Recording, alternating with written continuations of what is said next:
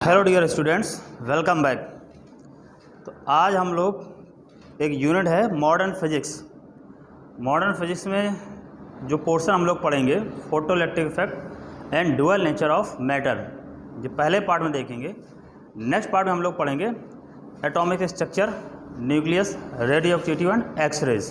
ठीक है, तो दो पार्ट में कवर करेंगे। जिस आज जो इस वीडियो लेक्चर में रहेगा वो रहेगा photoelectric effect and dual nature of matter. ठीक, तो देखते हैं। जैसे यहाँ पर बात ही हो रही है कि लाइट, जब हम ऑप्टिक्स पढ़ रहे थे तो वहाँ पर कहा गया था ऑप्टिक्स क्या रहता है, डुअल नेचर रहता है नहीं, मतलब वेव नेचर भी होता है और पार्टिकल नेचर भी होता है।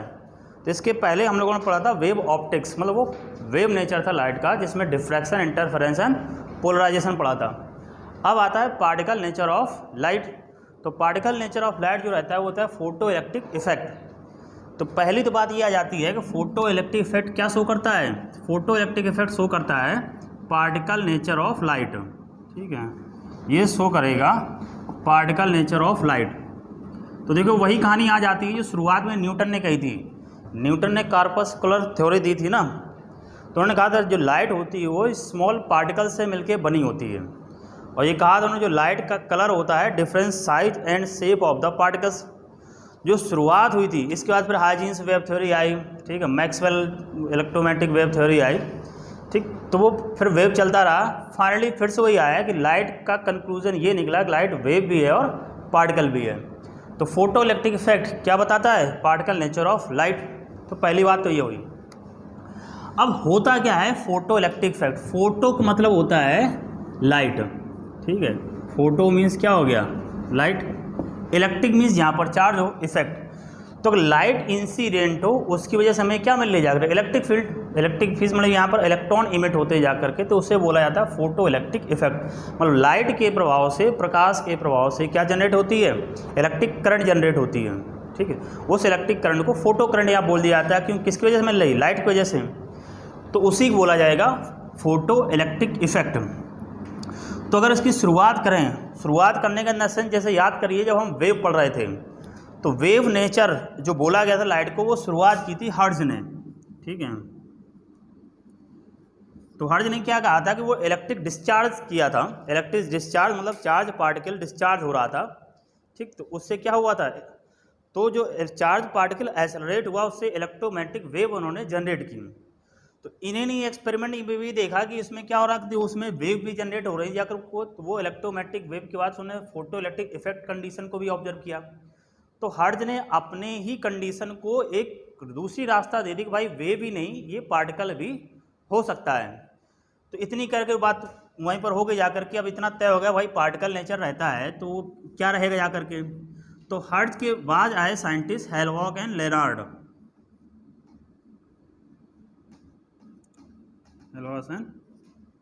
लेनॉर्ड। ठीक, साइंटिस्ट हालांकि कभी पूछे नहीं जाते हैं, लेकिन इसमें जो ध्यान रखना है उस बात का ध्यान रखना है कि इन्होंने ऑब्जर्व क्या किया था। जैसे हर्ट्ज ने भाई क्या कि इलेक्ट्रिक डिस्चार्ज किया, इलेक्ट्रिक डिस्चार्ज के बेसिस पर उन्होंने कलर पैटर्न देखा। तो उन्होंने कहा कि नहीं ये तो अलग अलग मिल रहा है जाकर के, पार्टिकल नेचर हो सकता है अलग अलग, चूँकि फ्रेगमेंट में आ रहा है। ठीक, इन्होंने ये देखा कि जब किसी मेटल पर, ठीक है, मतलब ये जैसे कैथोड है, ठीक है, और एक ट्यूब जैसे थी, इसको ये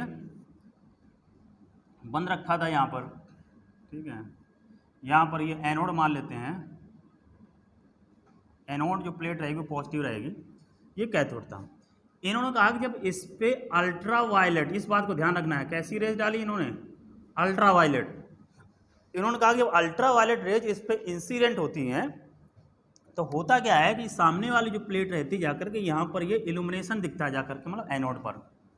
ठीक, उस कंडीशन तक ये मान चलिए इलेक्ट्रॉन के बारे में बहुत ज़्यादा जानकारी शुरुआत जब एक्सपेरिमेंट इन्होंने स्टार्ट किया था तब तक नहीं था। ठीक, फिर उन्होंने आगे कंडीशन वही सर्किट को कंप्लीट किया, करंट मिली जाकर के। फिर मेटल चेंज किया, फिर अल्ट्रा वायलेट डाली, तब भी मिल गया जाकर के इन्होंने। फिर उन्होंने क्या भाई ऐसा कैसे हो रहा था, फिर उन्होंने क्या किया, इस कैथोड को न्यूट्रल जैसे था तो उन्होंने देखा जैसे ये इमिट होता चला जा रहा था इस पे पॉजिटिव चार्ज बनता जा रहा है। ठीक, उस कंडीशन में क्या होता है, इलेक्ट्रॉन की डिस्कवरी हो चुकी थी और ये पता चल गया था इलेक्ट्रॉन कैसा होता है, नेगेटिवली चार्ज। तो इन्होंने कहा कि जैसे इसको अल्ट्रा वायलेट रेज डाली गई तो ये प्लेट कैसी हो जा रही है, पॉजिटिव चार्ज हो रहा है। पॉजिटिव चार्ज हो जाने का मतलब ये हुआ इससे क्या निकल जा रहा है, निगेटिव चार्ज निकल जा रहा है। भाई पूरा जो एटम रहता है वो तो न्यूट्रल रहता है, अगर इससे इलेक्ट्रॉन की डिफिशियंसी हो गई तो चार्ज कैसा आ गया, पॉजिटिव। फिर उन्होंने क्या किया कि इस प्लेट को निगेटिवली चार्ज किया।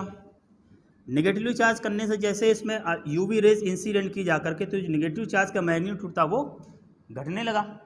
ठीक, तो ये भी बात हो गई जाकर के भाई इसमें इलेक्ट्रॉन निकल रहे हैं जाकर, तो इसमें क्या एक्यूमुलेट हो रहा है, पॉजिटिव चार्ज। पॉजिटिव निगेटिव एक दूसरे को न्यूट्रलाइज करते जाएंगे तो इससे निगेटिव चार्ज की जो वैल्यू थी वो घटने लगी। ठीक, ये बात है। और न्यूट्रल अगर पॉजिटिव प्लेट थी ये, तो पॉजिटिव प्लेट था तो इसका पॉजिटिव चार्ज का मैग्नीट्यूड और बढ़ता गया। तो कंक्लूजन उन्होंने निकाला अगर किसी मेटल प्लेट पर हम अल्ट्रा वायलेट रेज को इंसिडेंट करते हैं, जो उन्होंने यूज़ किया था वो जिंक प्लेट यूज़ की थी, ठीक है, तो उसमें क्या होता है, उससे इलेक्ट्रॉन निकलते हैं। ठीक, इतना कंक्लूजन इन्होंने दिया। बाद में और भी देखा, तो जैसे आप पीरियोडिक टेबल में पढ़े होंगे केमिस्ट्री में, एल्कली मेटल्स, ठीक है, एल्कली मेटल्स क्यों इनको बोला जाता है कोई मेटल हैं, क्योंकि इनको पॉजिटिव चार्ज एक्वायर करने की टेंडेंसी सबसे ज़्यादा होती है, इलेक्ट्रॉन को आउटर ऑर्बिट से लॉस करने की टेंडेंसी सबसे ज़्यादा रहती है। ठीक है, तो ये जैसे रहता है ना, lithium, sodium, potassium, rubidium, caesium और फ्रांसियम। तो इन्होंने बताया कि ये तो रेडियो एक्टिव होता है फ्रांसियम, जो सीजियम होता है, ये जो सीजियम है ये विजिबल लाइट में भी, सीजियम का मतलब जितने भी एल्कली मेटल होते हैं इनसे विजिबल लाइट में भी इलेक्ट्रॉन निकल जाते हैं। तो ऐसा नहीं कि जो हमें ये फेनोमेना मिल रहा है केवल अल्ट्रा वायलेट रेज में ही मिल रहा है। तो उन्होंने कहा अगर मतलब एल्कली मेटल्स को अगर लिया जाए तो ये विजुअल लाइट में भी इनके क्या होता है, इनसे इलेक्ट्रॉन इमिट हो जाता है। तो सबसे आसानी से जो इमिट होता है किससे होता है, सीजियम से होता है।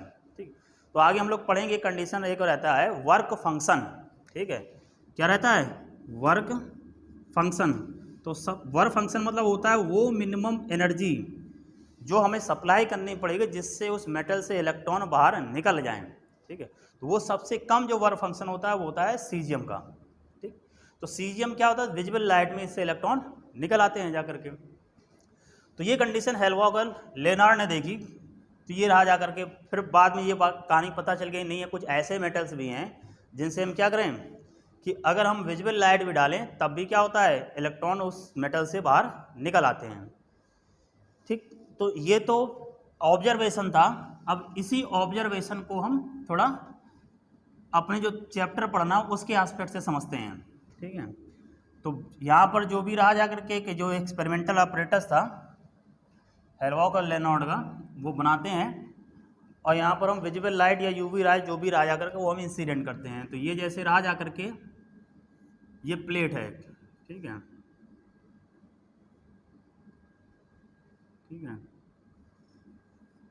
ये यहाँ पर ये विंडो है, इसके बाद फिर इधर पहुँचा जा करके यहाँ पर ये एनोड है, और इसको यहाँ पर ये बैटरी से कनेक्ट कर रखा है।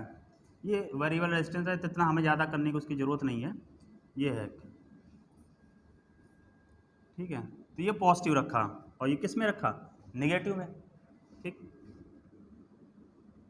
यहाँ पर ये लाइट इंसिडेंट हुई। ठीक, ऑब्जर्वेशन क्या हुआ जाकर के इसको पहले समझिए। ऑब्जर्वेशन ये कहा कि जब यहाँ पर सफिशेंट अमाउंट ऑफ एनर्जी जब लाइट की होती, जब वो इंसिडेंट होती है, तब इस सर्किट में यहाँ पर जैसे गैल्वेनोमीटर या एमीटर लगाया तो इसमें डिफ्लेक्शन मिला और हमें क्या मिली, करंट की वैल्यू बहुत कम रहती जा करके, सपोज करिए मिली एम्पियर ये वैल्यू रहती जा करके। अगर गैल्वेनोमीटर की ही बात करें तो यहाँ पर गैल्वेनोमीटर लगाएं तो इसमें डिफ्लेक्शन मिला। ठीक, जैसे जैसे यहाँ पर लाइट की क्या वैल्यू को बढ़ाते गए, लाइट ज़्यादा अमाउंट में इंसिडेंट होती जा रही है लेकिन एनर्जी वही, तो करंट की वैल्यू यहाँ बढ़ती जा रही थी। तो इन्होंने कहा कि अगर हम ये देखें, यहाँ पर हम फोटो करंट रखें,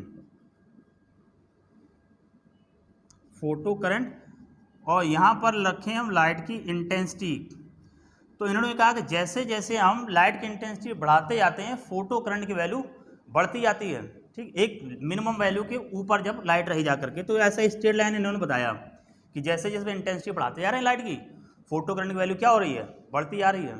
अच्छा, फिर बात है कि अगर मान लीजिए इंटेंसिटी की जगह हम लाइट की फ्रिक्वेंसी रखें, ठीक है, यहाँ पर रखा गया फ्रिक्वेंसी, ठीक है, और यहाँ पर रखा गया काइनेटिक एनर्जी, जो यहाँ पर इलेक्ट्रॉन इमिट हुआ जा करके। तो इन्होंने कहा कि फ्रिक्वेंसी एक मिनिमम फ्रिक्वेंसी के आगे जब हम फ्रिक्वेंसी बढ़ाते हैं जा करके तो काइनेटिक एनर्जी बढ़ती जा करके, मतलब मिनिमम फ्रिक्वेंसी से आगे अगर हम लगाएंगे तो काइनेटिक एनर्जी बढ़ेगी। तो ये जो मिनिमम फ्रिक्वेंसी थी अगर न्यू नॉट कहें तो इसे बोलते थे थ्रेशोल्ड फ्रिक्वेंसी, बोलेंगे हम लोग, क्या कहेंगे, थ्रेशोल्ड फ्रिक्वेंसी, ठीक है। बाकी इन्होंने देखा कि अगर हम फोटो करंट और फ्रिक्वेंसी का ग्राफ देखें तो फ्रिक्वेंसी चेंज करने पर फोटो करंट में कोई चेंज नहीं आ रहा था। मतलब फ्रिक्वेंसी तुम कितनी बढ़ाते चले जाओ गिवन अमाउंट ऑफ लाइट पर, इंटेंसिटी अगर हम फिक्स रख रहे हैं, इंटेंसिटी को हम नहीं चेंज कर रहे हैं, तो फ्रिक्वेंसी बढ़ाने से फोटो करंट में कोई चेंज नहीं आ रहा था। कंडीशन क्या रखी जा करके, इंटेंसिटी को कांस्टेंट रखा गया, इंटेंसिटी जो रही वो कांस्टेंट रही, ठीक है, इंटेंसिटी इज कांस्टेंट। तो इतने ऑब्जर्वेशन रहे हेलवॉगर लेनार्ड एक्सपेरिमेंट जो थे, उन्होंने कहा कि भाई जैसे जैसे इंटेंसिटी बढ़ाई जा रही थी फोटो करंट क्या हो रही थी, बढ़ जा करके। फ्रिक्वेंसी बढ़ा रहे थे, अगर मिनिमम रेंज से आगे उन्होंने फ्रिक्वेंसी बढ़ाई तो उस काइनेटिक एनर्जी जो इमिटेड इलेक्ट्रॉन था उसकी बढ़ रही थी जा करके। मतलब ये हो गया कि अगर जस्ट इतनी ही हम एनर्जी सप्लाई करें तो काइनेटिक एनर्जी कितनी रहेगी, जीरो। और जैसे जैसे फ्रिक्वेंसी बढ़ाते जा रहे हैं काइनेटिक एनर्जी क्या हो रही है, बढ़ती जा रही है। तो यहाँ पर ये मैक्सिमम काइनेटिक एनर्जी भी हो सकती है, जैसे यहाँ पर बात करें, और जीरो भी हो सकती है। तो इन्होंने ये कहा कि जो काइनेटिक एनर्जी आ रही थी जीरो से लेकर के मैक्सिमम के बीच में आ रही थी, कि मैक्सिमम, ठीक है। तो ये आज का ध्यान रखेंगे, तो जो इमिटेड इलेक्ट्रॉन थे वो अलग अलग काइनेटिक एनर्जी के इमिट हो रहे थे। इतना उनका ऑब्जर्वेशन रहा। क्या रहा जो ध्यान रखना है आपको, कि हमने क्या लाइट की, उन्होंने कहा कि इंटेंसिटी हम चेंज करते जा रहे हैं तो फोटो करंट की वैल्यू चेंज होती जा रही है। फ्रिक्वेंसी को चेंज करते जा रहे हैं तो क्या चेंज हो रहा था, काइनेटिक एनर्जी चेंज हो रही थी जा करके। लेकिन फ्रिक्वेंसी का उसके फोटो करंट पे कोई इफेक्ट नहीं मिला था, ठीक। अब इतनी बातें प्रैक्टिकली पता चल गई कि भाई हाँ ऐसा मिला जा करके। अब बात आती जब ऐसा पता चल गया जा करके, तो फिर इसके बाद कंडीशन क्या है वो उसको समझते हैं। जो बाद में कंक्लूजन रहा, उस कंक्लूजन को बताने से पहले जो बेसिक टर्मिनोलॉजी है वो हम लोग समझ लेते हैं, फिर बताते हैं, इसको समझते हैं, ठीक। इतना तो पता चल गया कि लाइट की अगर किसी मेटेलिक सरफेस पे इंसिडेंट होती है तो उससे क्या निकलते हैं, इलेक्ट्रॉन। तो इस इलेक्ट्रॉन को बोलते हैं फोटो इलेक्ट्रॉन्स, और इमिशन को बोलते हैं फोटो इलेक्ट्रिक इमिशन, और जो करंट बनेगी उसे बोलेंगे हम फोटो करंट। तो यहाँ पर पहला जो डेफिनेशन निकल के आई वो है वर्क फंक्शन। क्या है, वर्क फंक्शन, ठीक है। वर्क फंक्शन को फाई से डिनोट किया, ठीक है, वर्क फंक्शन। तो ये क्या work function, it is minimum amount of energy. क्या है ये, minimum amount of energy, minimum energy required for the emission of electrons from the metallic surface. किसी मेटेलिक सरफेस से इलेक्ट्रॉन के इमिशन की मिनिमम एनर्जी जो हमें चाहिए उसे क्या बोला गया, वर्क फंक्शन बोला गया जाकर के, ठीक। दूसरी कंडीशन आती है threshold frequency, threshold frequency, threshold frequency को न्यू नॉट। तो देखो आगे हम लोग देखें जो वर्क फंक्शन क्या एनर्जी है, इसका फॉर्मूला रहता है एच न्यू। एच क्या है, प्लैंक कांस्टेंट, ठीक है, एच क्या है, प्लैंक कांस्टेंट, और इसकी वैल्यू कितनी होती है 6.6 इंटू 10⁻34 जूल इंटू सेकेंड। क्या रहेगा, 6.6 इंटू 10⁻34 जूल इंटू सेकेंड, ठीक। न्यू क्या है, फ्रिक्वेंसी न्यू नॉट। तो न्यू नॉट क्या हुई, थ्रेशोल्ड फ्रिक्वेंसी। तो जब मिनिमम एनर्जी है तो ये क्या होगा, मिनिमम फ्रिक्वेंसी रह गया करके। तो ये मिनिमम फ्रिक्वेंसी है, it is the minimum frequency of the incident light required for the emission of electron, ठीक है। तो मिनिमम फ्रिक्वेंसी रह जा करके ये। नेक्स्ट रहता है जाकर के थ्रेशोल्ड वेवलेंथ, थ्रेशोल्ड वेवलेंथ। तो ये लैम्डा नॉट। तो अगर ये जो फॉर्मूला एनर्जी का रहता है जाकर के E बराबर होता है SC बाई लैम्डा। अगर एनर्जी मिनिमम वेवलेंथ क्या होगी, मैक्सिमम, तो ये होगी maximum wavelength of incident light, maximum wavelength of incident light required for the emission of electron from the metallic surface. उस लाइट की मैक्सिमम वेवलेंथ, अगर वेवलेंथ मैक्सिमम तो एनर्जी क्या हो जाएगी, मिनिमम। एनर्जी मिनिमम तो फ्रिक्वेंसी भी क्या रही, मिनिमम। तो ये मिनिमम रही जा करके, ठीक। तो इतनी टर्मिनोलॉजी है कि अगर हमें मेटेलिक सरफेस से इलेक्ट्रॉन को इमिट कराना है तो जो मिनिमम एनर्जी रिक्वायर्ड होगी उसे क्या बोला गया, work function. Minimum frequency required उसे क्या बोला गया, थ्रेशोल्ड फ्रिक्वेंसी। और जो मैक्सिमम वेवलेंथ रही क्या होगी, थ्रेशोल्ड वेवलेंथ, ठीक है। थ्रेशोल्ड मतलब होता है जैसे घर में होती है ना दहलीज, जैसे घर से बाहर निकलना है तो दहलीज को क्रॉस करना पड़ेगा ना, तो वही है कि अगर इलेक्ट्रॉन को बाहर निकलना है तो मिनिमम इतनी एनर्जी चाहिए, कहाँ से, उसके सरफेस से निकलने के लिए। तो ये टर्मिनोलॉजी नहीं जा करके तीन, work function, threshold frequency and threshold wavelength, ठीक। अब देखिए बार बार हम इसमें बोल रहे हैं कि required for the emission of electron from the metallic surface, उसकी सरफेस से इलेक्ट्रॉन को इमिशन की जो जरूरत होगी उसे बोला जाएगा। अब मेटल के अंदर बात करें तो नंबर ऑफ फ्री इलेक्ट्रॉन्स बहुत ज़्यादा होते हैं, तो फ्री इलेक्ट्रॉन का मतलब ये जो होगा वो लूजली बाउंड इलेक्ट्रॉन होगा ना, जाकर के ऐसा तो है नहीं कि बिल्कुल बंधा हुआ होगा, भाई फ्री है, उसके अंदर क्या होगा, आयंस रहेंगे जाकर के, उनसे बना रहे। अब ये जैसे मानते हैं ये कोई मेटल है, थोड़ी अपनी आंखों की जैसे दिव्य दृष्टि देते हैं, मतलब सब कुछ हम देख रहे हैं अंदर का, ठीक है, सब कुछ अंदर देख रहे हैं, मतलब इसमें क्या है कि इलेक्ट्रॉन बहुत हैं, ये जैसे इसकी सरफेस पर ये बने हुए हैं जाकर के, और ये अंदर की तरफ है, हमें सब कुछ दिखाई दे रहा है इसका एक एक, ठीक है। दिव्य दृष्टि होती है ना, जैसे माइथोलॉजिकल सीरियल देखो, पर कोई ऋषि है ऐसे बस पेड़ के नीचे बैठा हो, दूसरे के यहाँ देख रहा है घर में क्या हो रहा है जा करके, ठीक है, बोला हमारा भक्त है वो वहाँ से चल के आ रहा है, वैसे समझ लो ऐसे दिव्य दृष्टि हमें मिली, हम जान रहे हैं यहाँ पर जो फ्री इलेक्ट्रॉन्स हैं वो इस तरीके से अरेंज्ड हैं, ठीक है। अब भाई कोई भी होगा, जैसे मान लो अगर जिंक का ही हम बात करें या सीजियम की ही बात करें, तो इससे इलेक्ट्रॉन के अंदर जिंक प्लस रहेगा ना, तो इसमें क्या पॉजिटिव आयंस होंगे, उस पॉजिटिव आयंस और नेगेटिव आयंस से ये क्या थोड़ा क्या कूलॉम फोर्स ऑफ अट्रैक्शन से लूजली बाउंड रहते हैं जा करके, कैसे रहेंगे जा करके, लूजली बाउंड, बहुत ज़्यादा फ्री तो नहीं रहेंगे जा करके, लेकिन क्या होंगे ये लूजली बाउंड होंगे, ठीक है। अब यहाँ पर मान लीजिए ये हमने कहा कि लाइट इंसिडेंट हुई, ठीक है, लाइट इंसिडेंट, इसने अगर मिनिमम इसकी एनर्जी रही मतलब वर्क फंक्शन के बराबर, फाई के बराबर, तो इलेक्ट्रॉन क्या होगा, बाहर निकल आएगा, ठीक है। अब ये जो एनर्जी है वो ई है, तो ई में से फाई निकल गई। अब जो इलेक्ट्रॉन यहाँ पर मान लो यहाँ पर है, ठीक है, ये यहाँ पर इंसिडेंट हुआ करके, यहाँ पर इंसिडेंट हुआ करके, अब ये वाला इलेक्ट्रॉन या ये वाला इलेक्ट्रॉन जब यहाँ से देखो, यहाँ से जैसे एनर्जी आई तो ये बॉन्ड से जिससे थोड़ा लूजली बॉन्ड था, तो इस एनर्जी ने इसको क्या कर दिया, फ्री कर दिया।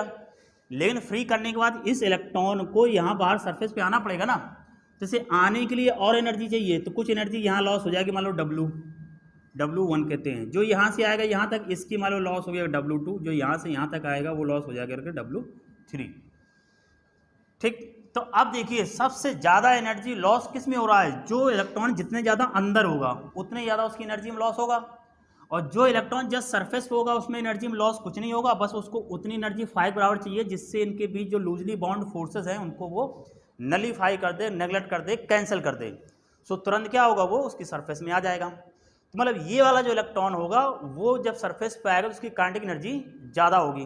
काइनेटिक एनर्जी कैसे मिलेगी हमें, काइनेटिक एनर्जी की बात करें, देखो जितनी उस लाइट की एनर्जी रही होगी उसमें से वर्क फंक्शन घटाया तो पहले की आ गई, ठीक है। दूसरे की बात करें तो जो एनर्जी है उसमें वर्क फंक्शन और प्लस जितनी ये रही जाकर के उसको हमने माइनस किया, तो हम यहाँ पर देख रहे हैं कि ये वैल्यू बढ़ती जा रही है, जब ये वैल्यू बढ़ती जाएगी तो काइनेटिक एनर्जी क्या होगी, घटती जाएगी। इसका मतलब जो इलेक्ट्रॉन इस सरफेस पे आते हैं वो वेरिएबल काइनेटिक एनर्जी के होते हैं, कुछ ऐसे इलेक्ट्रॉन होंगे जिनकी काइनेटिक एनर्जी बहुत ज़्यादा होगी और कुछ ऐसे इलेक्ट्रॉन होंगे जिनकी काइनेटिक एनर्जी सबसे कम होगी। हो सकता है किसी की काइनेटिक एनर्जी बिल्कुल जीरो मिले कि बस ये यहाँ से ऐसे निकला और जस्ट यहाँ पर पहुँच ही गया, ऐसे बिल्कुल ढेर हो गया, थक गया, कोई एनर्जी नहीं बची, जाके एग्जॉस्ट हो गया, मतलब उसको जितनी यहाँ पर जैसे बॉन्ड रिलीज करने के बाद कुछ एनर्जी जो बची थी बाकी वो किधर खर्चा हो गई, अंदर से लेकर इसकी सरफेस तक आने में, तो काइनेटिक एनर्जी उसकी कितनी हो गई, जीरो। तो जहाँ पर जितने इलेक्ट्रॉन निकले वो जीरो से लेके मैक्सिमम काइनेटिक एनर्जी रेंज के दिखे जा करके, ठीक। इतनी बात पता चल गई हमें, क्या रहा है प्रोसीजर हमने समझा किसका, वर्क फंक्शन का और जो भी एनर्जी आई उसकी कंडीशन की, ठीक। अब एक्सपेरिमेंट उसी पे आते हैं। ये कहा गया था भाई, ये था नेगेटिवली चार्ज जैसे कैथोड, ये एनोड था जिसपे पॉजिटिव चार्ज रखा गया था, ठीक है।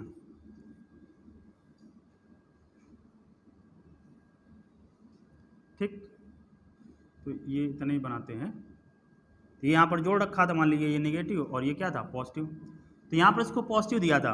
अब इस प्लेट को यहाँ समझिए, यहाँ पर ये electron variable amount of kinetic energy के मिल गए आकर के हमें, ठीक है। वेरिएबल कुछ की काइनेटिक एनर्जी बहुत ज़्यादा होगी, कुछ की काइनेटिक एनर्जी बिल्कुल जीरो होगी। अब उनका याद करिए जिनकी काइनेटिक एनर्जी बहुत ज़्यादा होगी, अब इलेक्ट्रॉन कैसा चार्ज है, निगेटिव, यहाँ पर कैसा चार्ज है, पॉजिटिव, ठीक है। तो ये इसकी तरफ क्या होगा, अट्रैक्ट होगा।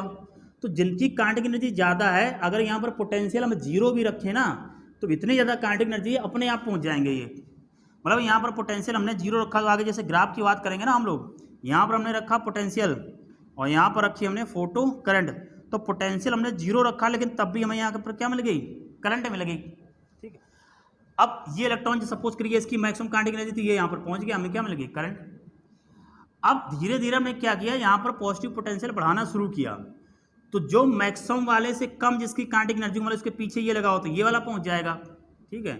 क्योंकि करंट की फॉर्मूला रहता है I बराबर क्या होता है, Q/T, और Q बराबर क्या होता है, NE/T। जैसे देखें नंबर ऑफ इलेक्ट्रॉन बढ़ते जाएंगे, करंट की वैल्यू क्या होगी, बढ़ती जाएगी। तो यहाँ पर हम क्या आ रहे हैं, पॉजिटिव पोटेंशियल बढ़ाते गए। जैसे जैसे पॉजिटिव पोटेंशियल बढ़ाते जाएंगे तो नंबर ऑफ इलेक्ट्रॉन्स इस निगेटिव से प्लेट की तरफ क्या होगा, बढ़ते जाएंगे। नंबर ऑफ इलेक्ट्रॉन बढ़ते जाएंगे तो यहाँ पर जो करंट की वैल्यू देखेंगे वो क्या होगी, बढ़ती जाएगी ऐसे, ठीक है। और ऐसे बढ़ाते और बढ़ती जा करके अब एक कंडीशन ऐसी आएगी कि जितने इलेक्ट्रॉन यहाँ पर इमिट हुए सभी क्या होंगे, पहुँच जाएंगे यहाँ पर। अब पहुँच जाएंगे तो यहाँ पर देखो जैसे इलेक्ट्रॉन यहाँ पर इमिट होगा तो तुरंत यहाँ पर पहुँच जाएगा, फिर जैसे इलेक्ट्रॉन इमिट हुआ तुरंत यहाँ पर पहुँच जाएगा। तो उस कंडीशन में जाकर के जो करंट की वैल्यू हो जाकर क्या होगी, कांस्टेंट हो जाएगी, ठीक है। तो यहाँ पर अलग मैं ग्राफ बनाता हूँ इसका। तो इसको हम ऐसे समझेंगे कि यहाँ पर हमने जाना कि यहाँ पर जो इलेक्ट्रॉन इमिट हो रहे हैं वो variable amount of kinetic energy के हैं। तो किसी की काइनेटिक एनर्जी जीरो है, किसी की काइनेटिक एनर्जी मैक्सिमम है। तो ये यहाँ पर हमने रखा पोटेंशियल और यहाँ पर रखा फोटो करंट। तो पोटेंशियल जीरो, लेकिन हमें जीरो पोटेंशियल पर कुछ ना कुछ करंट मिली, किसकी वजह से मिली, जिसकी काइनेटिक एनर्जी ज़्यादा थी। वो इलेक्ट्रॉन बिना किसी यहाँ पोटेंशियल के सपोर्ट के अपने आप यहाँ पर पहुँच गया। तो जीरो पोटेंशियल पर हमें काइनेटिक एनर्जी मिल गई। अब जैसे जैसे हम ये पोटेंशियल बढ़ाते जा रहे हैं तो यहाँ पर जो इलेक्ट्रॉन इकट्ठा हो गए थे वो क्या हो रहे हैं, बढ़ते जा रहे हैं। अब इलेक्ट्रॉन की संख्या बढ़ती जाएगी तो करंट की वैल्यू क्या होगी, बढ़ती जाएगी। तो यहाँ पर ये करंट की वैल्यू ऐसे बढ़ती जाती है। फिर हमने कहा एक कंडीशन ऐसी होगी सभी इलेक्ट्रॉन यहाँ पर पहुँच चुके होंगे, ठीक है। अब कोई इलेक्ट्रॉन यहाँ नहीं बचा, ठीक है। अब इलेक्ट्रॉन में जैसे देखो इलेक्ट्रॉन ये इमिट होगा तुरंत इसकी पॉजिटिव पोटेंशियल वजह से क्या होगा, यहाँ पर पहुँच जाएगा। तो उस कंडीशन में करंट बढ़ेगी नहीं, करंट क्या हो जाएगी, कांस्टेंट हो जाएगी, क्योंकि जैसे इलेक्ट्रॉन निकला तुरंत यहाँ पहुँच गया। अब इलेक्ट्रॉन की संख्या बढ़ी नहीं रही है। जब इलेक्ट्रॉन की संख्या नहीं बढ़े तो उस कंडीशन में जाकर के जो करंट होती है वो कांस्टेंट हो जाती है। तो ये जो कांस्टेंट करंट होती है उसे बोलते हैं सैचुरेशन करंट। क्या बोलेंगे इसको, सैचुरेशन करंट, ठीक। तो सैचुरेशन करंट क्या होगी, जिसमें मैक्सिमम नंबर ऑफ इलेक्ट्रॉन पहुंच जा रहे हैं। अब क्वेश्चन क्या रहता है, ये देखिए क्वेश्चन ये रहता है कि मान लीजिए हमें सैचुरेशन करंट हम बढ़ाना चाहते हैं तो कैसे बढ़ा दें। भाई सीधी सी बात है, अगर सैचुरेशन करंट बढ़ाना चाहते हैं तो नंबर ऑफ इलेक्ट्रॉन बढ़ाना चाहते हैं ना। अगर नंबर ऑफ इलेक्ट्रॉन बढ़ाना चाहते हैं तो यहाँ नंबर ऑफ इलेक्ट्रॉन की जो इमिशन है उनकी संख्या क्या हो, बढ़ जाए। अब वो नंबर उनके कैसे बढ़ेगा यही हमें बात कर देखेंगे। तो वो बढ़ता किससे था, इंटेंसिटी से। तो अगर ज़्यादा इंटेंसिटी आएगी तो ज़्यादा इलेक्ट्रॉन निकलेंगे, ज़्यादा इलेक्ट्रॉन निकलेंगे तो क्या होगा, सैचुरेशन करंट आगे बढ़ जाएगा। अगर तो वो बात की बात हम लोग अब समझेंगे भी। तो सिंपल सा ऑब्जर्वेशन जो उन्होंने कहा था कि हम क्या कर रहे थे, ये कंडीशन रही जा करके। अब मान लीजिए कि हम ये चाहते हैं कि जो इलेक्ट्रॉन इमिट हुआ था जिसकी काइनेटिक एनर्जी मैक्सिमम थी उसकी हम काइनेटिक एनर्जी निकालना चाहते हैं कि भाई कितनी काइनेटिक एनर्जी का इलेक्ट्रॉन निकला है। तो कैसे निकालें, अब इनडायरेक्ट अप्रोच लाते हैं। तो हम लोग इलेक्ट्रोस्टैट में पढ़े थे जो काइनेटिक एनर्जी या एनर्जी रहती तो क्या रहता, Q इंटू वी रहता था करके, चार्ज इंटू पोटेंशियल, है कि नहीं है। तो जो मैक्सिमम काइनेटिक एनर्जी का इलेक्ट्रॉन है तो अगर यहाँ पर हम निगेटिव चार्ज अप्लाई कर दें तो क्या होगा, मैक्सिमम काइनेटिक एनर्जी वाला इलेक्ट्रॉन रुक जाएगा। जब मैक्सिमम वाला रुक जाएगा तो उससे कम काइनेटिक एनर्जी के जितने इलेक्ट्रॉन वो अपने आप रुक जाएंगे। तो अगर हम फोटो करंट को जीरो कर दें, फोटो करंट को जीरो करने का मतलब है कि मैक्सिमम काइनेटिक एनर्जी वाले इलेक्ट्रॉन को रोक देना। तो ये फोटो करंट को जीरो करना है तो हमें कैसा पोटेंशियल लगाना पड़ा, निगेटिव में। तो निगेटिव में जैसे देखो पोटेंशियल हम बढ़ाते चले जाएंगे करंट की वैल्यू क्या होगी, घटती जाएगी। एक कंडीशन ऐसी आएगी करंट कितनी हो जाएगी, जीरो। इस पोटेंशियल पर जहाँ पर करंट जीरो हो जाएगी इसे बोलते हैं स्टॉपिंग पोटेंशियल। क्या बोलेंगे इसे, स्टॉपिंग पोटेंशियल, Vs, ठीक है। तो जो Vs देगा वो क्या देगा, मैक्सिमम काइनेटिक एनर्जी देगा, इलेक्ट्रॉन का चार्ज रख देंगे और इधर क्या देगा Vs, तो Q इंटू वी है, तो ये आ गया। इससे क्या निकलेगा, उस इलेक्ट्रॉन की मैक्सिमम काइनेटिक एनर्जी। तो स्टॉपिंग पोटेंशियल क्या हुआ जा करके, stopping potential is the minimum negative potential applied on the anode so that photo current become zero. वो नेगेटिव पोटेंशियल कैसा, मिनिमम, जिससे क्या हुआ जा करके जो स्टॉपिंग वो फोटो करंट है वो जीरो हो जा रही है। फोटो करंट जीरो कब होगी, जब मैक्सिमम काइनेटिक एनर्जी वाला इलेक्ट्रॉन रुक जाएगा, तो अपने आप करंट जीरो हो जाएगी। तो ये हमने देखा कि हमारा ग्राफ किसके बीच रहा, अप्लाइड पोटेंशियल और फोटो करंट के बीच में रहा जा करके, ठीक है। ये क्या है, पोटेंशियल अप्लाई किया था, ठीक है, पोटेंशियल अप्लाई किया था, ये क्या रहा, फोटो करंट, ठीक है। तो ये सिंपल सा, जैसे यहाँ पर हमने ये बात जानी थी, यहाँ पर हमारा बात बताने का पर्पस था आपको पता चले स्टॉपिंग पोटेंशियल क्या होता है। स्टॉपिंग पोटेंशियल क्या रहा है, minimum negative potential applied on the plate so that photo current become zero, ठीक है, ये बात आई। अब निष्कर्ष ये निकला भाई, क्या बात हुई जा करके, कि बात ये रही थी भाई लाइट का क्या हम पढ़ रहे हैं, पार्टिकल नेचर। तो एक्सप्लेनेशन आया, ठीक है, एक्सप्लेनेशन क्या आया, पहले ऑब्जर्वेशन फिर से रिपीट कर दे रहे हैं। ऑब्जर्वेशन ये थे कि जैसे जैसे लाइट की इंटेंसिटी हम बढ़ा रहे थे, फोटो करंट क्या थी, बढ़ रही थी। जैसे जैसे हम फ्रिक्वेंसी बढ़ा रहे थे, उसकी काइनेटिक एनर्जी क्या थी, बढ़ रही थी। तीसरा ऑब्जर्वेशन और ये था, वहाँ पर हमने बताया नहीं, तीसरा ऑब्जर्वेशन ये था कि जैसे ही इस पे एनर्जी लाइट इंसिडेंट होती थी, इलेक्ट्रॉन तुरंत इमिट होता था। मतलब लाइट के इंसिडेंट, मतलब लाइट के गिरने और इलेक्ट्रॉन को सरफेस से बाहर निकालने में कोई समय अंतराल नहीं था, मतलब कोई टाइम इंटरवल नहीं था, कोई टाइम गैप नहीं था।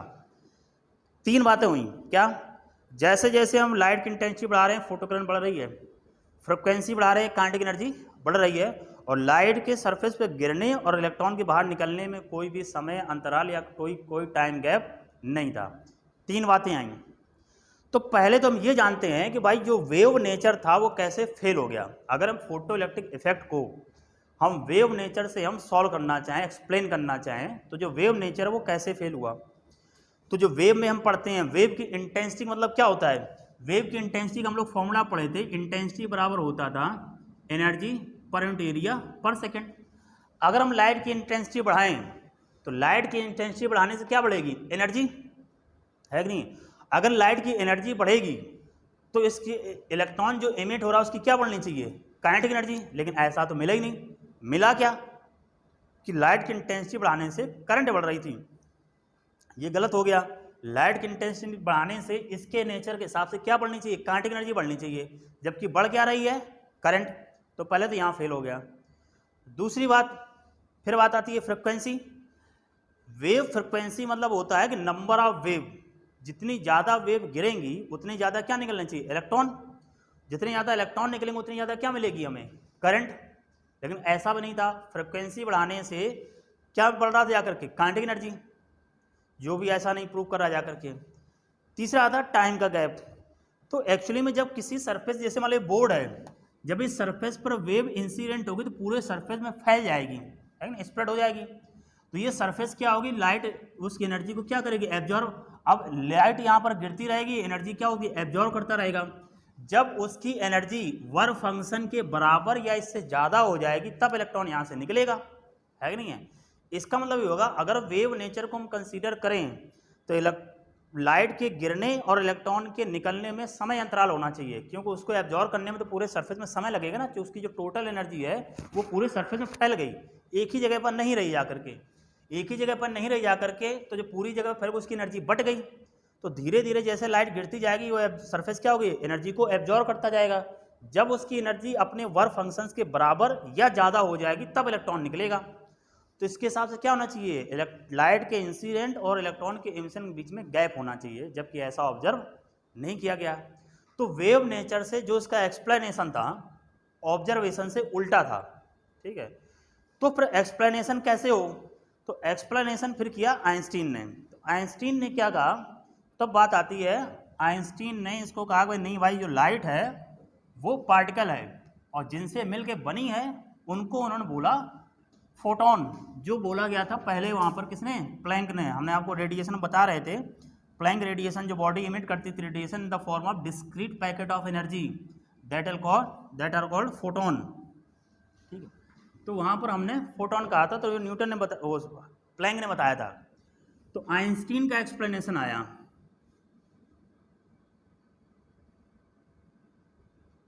Einstein explanation.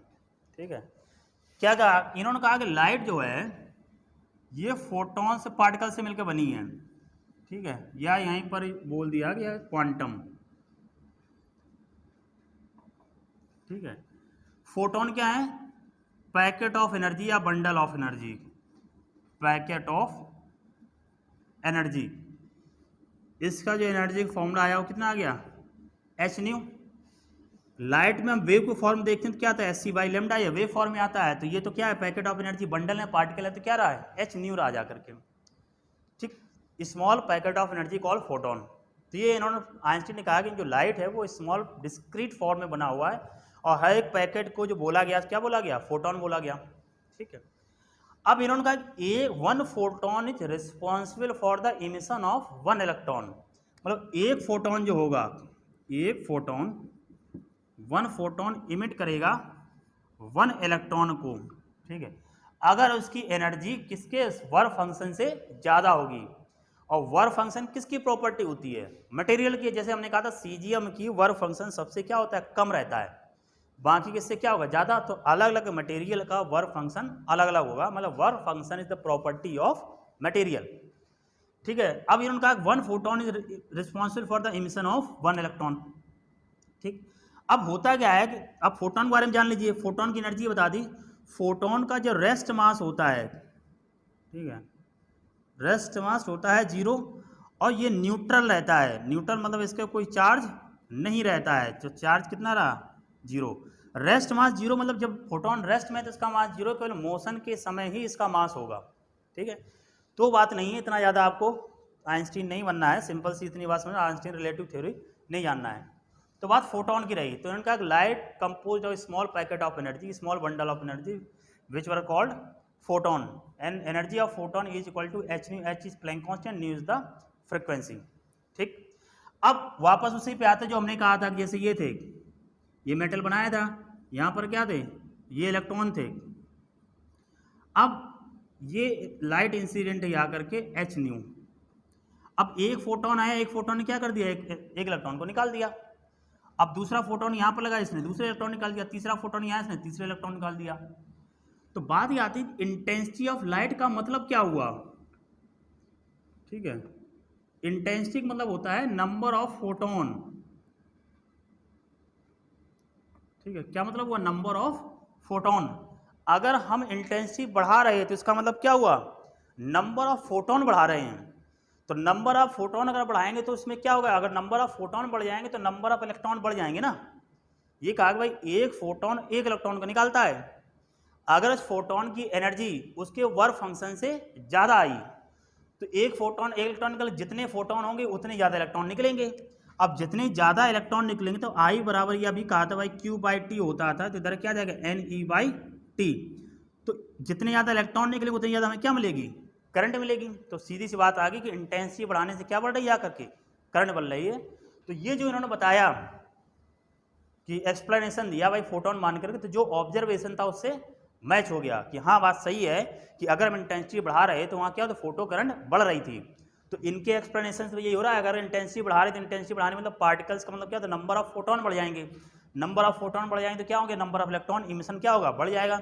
Number of electron emission बढ़ेगा तो जो फोटो करंट होगी वो वैल्यू बढ़ जाएगी। ठीक, तो पहली बात तो ये उन्होंने प्रूव कर दी कि हाँ भाई जो हम अगर हम लाइट को मान चल रहे हैं फोटोन या पार्टिकल्स के फॉर्म में बिहेव कर रही है तो इसको हमें फोटो इलेक्ट्रिक इमिशन को हम क्या करते हैं? प्रूव कर सकते हैं। दूसरी बात है एनर्जी की। अब हमने क्या कि इंटेंसिटी को फिक्स रखा, मतलब जितने नंबर ऑफ फोटोन थे वो फिक्स। क्या बढ़ा दिया हमने? फ्रिक्वेंसी। अगर फ्रिक्वेंसी बढ़ाएंगे तो ये एच न्यू बढ़ाना लाइट का, तो वर्क फंक्शन तो फिक्स है। अब जैसे फ्रिक्वेंसी बढ़ाएंगे एनर्जी क्या होगी? बढ़ती जाएगी।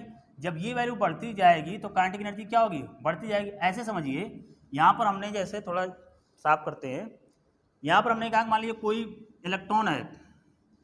ठीक, इलेक्ट्रॉन मतलब फोटोन है। फोटोन की कुछ एनर्जी कंसीडर करते हैं।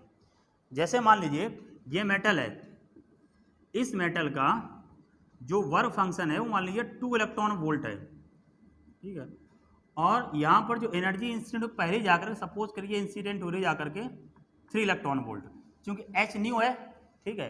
ये मान लो फ्रिक्वेंसी न्यू 1 पर, फिर हमने क्या कि फ्रिक्वेंसी बढ़ाई, न्यू 2 कर दी, सपोज करिए ये हो गया जाकर के 4 इलेक्ट्रॉन वोल्ट, फिर हमने न्यू 3 कर दिया जा करके, ये मान लो हो गया 6 इलेक्ट्रॉन वोल्ट। तो बोला ये गया था भाई जितनी एनर्जी होगी इसमें वर्क फंक्शन माइनस हो जाएगा और बची हुई क्या आ जाएगी उसकी काइनेटिक एनर्जी। तो पहली कंडीशन में देखें पहले कितना था 3 और वर्क फंक्शन तो फिक्स रहेगा, ये तो नहीं बदलेगा, मेटल वही है, प्रॉपर्टी ऑफ मटेरियल। तो 3 - 2 किया, काइनेटिक एनर्जी कितनी आ गई 1। दूसरे में हमने फ्रिक्वेंसी बढ़ाई, एनर्जी हो गई 4, तो 4 - 2 किया कितना हो गया 2, फिर आ गया 6, तो 6 - 2 = कितना हो गया 4। तो जैसे जैसे हम फ्रिक्वेंसी बढ़ाते जा रहे हैं, ठीक है, इसकी एनर्जी क्या हो रही है बढ़ती जा रही है, एनर्जी बढ़ती जा रही है तो काइनेटिक एनर्जी क्या हो रही है बढ़ती जा रही है। यही तो था ऑब्जर्वेशन, यही तो था कि अगर हम फ्रिक्वेंसी बढ़ा रहे थे तो इमिटेड इलेक्ट्रॉन्स की काइनेटिक एनर्जी बढ़ती जा रही थी। तो अगर हम फोटोन को मान के चल रहे हैं तो इससे ये प्रूफ हो जा रहा है, ठीक। तो दूसरा भी प्रूफ हो गया कि अगर हम क्या कर रहे हैं कि अगर फ्रिक्वेंसी बढ़ाते हैं तो इलेक्ट्रॉन की जो हो रही है वो काइनेटिक एनर्जी बढ़ रही है। अगर काइनेटिक एनर्जी बढ़ेगी, ये एक बहुत और यहाँ पर याद रखिए, काइनेटिक एनर्जी बढ़ेगी तो इन/वी/एस पढ़ा था ना, काइनेटिक एनर्जी बढ़ेगी तो स्टॉपिंग पोटेंशियल क्या होगा बढ़ जाएगा, है नहीं है। बस को रोकने के लिए नेगेटिव में ज़्यादा पोटेंशियल अप्लाई करना पड़ेगा, है नहीं है। तो ये स्टॉपिंग पोटेंशियल हमें बढ़ाना पड़ेगा, दूसरा भी प्रूफ हो गया। तीसरी बात आती है टाइम लैग की। जैसे हमने कहा था लाइट इंसिडेंट हुई, इलेक्ट्रॉन तुरंत एमिट होता है, तो यहाँ पर ये बताया कि भाई एक फोटोन रिस्पॉन्सिबल होगा एक इलेक्ट्रॉन के इमिशन के लिए, अगर उसमें एनर्जी सफिशिएंट है, सफिशिएंट का मतलब हुआ उसकी वर्क फंक्शन से ज़्यादा है।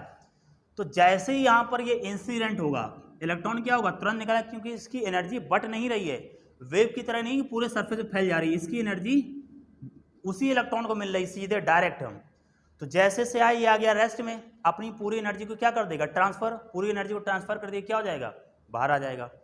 तो 100% ट्रांसफर ऑफ एनर्जी रहती जाकर के इन केस ऑफ इलेक्ट्रॉन और फोटोन के कोलिजन के बीच में, ठीक। तो ये बात होगी जाकर के जैसे ही फोटोन इलेक्ट्रॉन से टकराता है खुद आ जाता है रेस्ट में, अपनी एनर्जी को क्या कर दे रहा है ट्रांसफर कर दे रहा है, 100% एनर्जी ट्रांसफर, तो इलेक्ट्रॉन जो है तुरंत इमिट हो जा रहा है बाहर, तो कोई टाइम लैग नहीं है। तो तीनों बातें हो गई जाकर के। इंटेंसिटी मतलब हुआ नंबर ऑफ फोटोन का, फ्रिक्वेंसी मतलब क्या हुआ उसकी हमने एनर्जी बढ़ाई फोटोन की, एनर्जी फोटोन बढ़ाएंगे तो क्या बढ़ जाएगी काइनेटिक एनर्जी बढ़ जाएगी, और अगर इंटेंसिटी बढ़ाएंगे तो क्या बढ़ेगी जाकर के नंबर ऑफ फोटोन बढ़ेंगे, नंबर ऑफ फोटोन बढ़ेंगे तो नंबर ऑफ इमिटेड इलेक्ट्रॉन बढ़ जाएंगे, इमिटेड इलेक्ट्रॉन बढ़ जाएंगे तो क्या बढ़ जाएगी करंट की वैल्यू बढ़ जाएगी, ठीक। तो अब आइंस्टीन फोटो इलेक्ट्रिक इक्वेशन देखते हैं जो इन्होंने बनाई। तो ये तो हमारा थ्योरेटिकल एस्पेक्ट में प्रूव हो गया कि अगर हम लाइट को फोटोन या पार्टिकल मान के चल रहे हैं तब हम फोटो इलेक्ट्रिक इफेक्ट को हम एक्सप्लेन कर सकते हैं, प्रूव कर सकते हैं, ठीक है। जो हमारे ऑब्जर्वेशन थे उनको हम बता सकते हैं कि ये सही है। तो आइंस्टीन ने इसको प्रूव किया, भाई वेव नेचर जो थी वो फेल हो गया, फोटो इलेक्ट्रिक इमिशन को प्रूव नहीं कर पाया। और जो पार्टिकल नेचर था मतलब light is compose of small packet of energy, जिन्हें फोटोन कहा गया, उससे ये प्रूव हो गया। तो आइंस्टीन इक्वेशन देखते हैं, Einstein photo electric equation, photo electric equation,